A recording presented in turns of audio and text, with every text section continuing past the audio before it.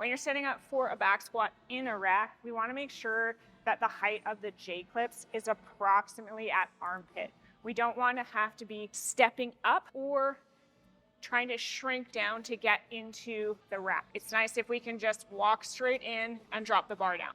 Everyone is going to have a different squat stance, and that's totally okay. It's based on your hip anatomy, the length of your femurs, and sometimes one foot looks different than the other, and that's totally okay. Everyone's going to look different despite what you hear on Instagram. So when you're gripping the bar, I personally like to use the knurling lines to set my hands up on. Then I'm going to drop my hands in, and I have a little bit of tension by gripping the bar. I come under.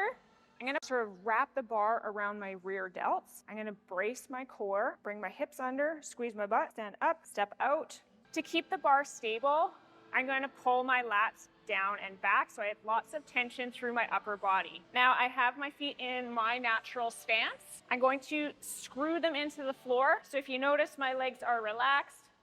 And then when I screw them into the floor, you can see my femurs rotate out and my butt turns on. So I've got tension in my upper body, my butt's turned on. I'm gonna do a big brace and breath.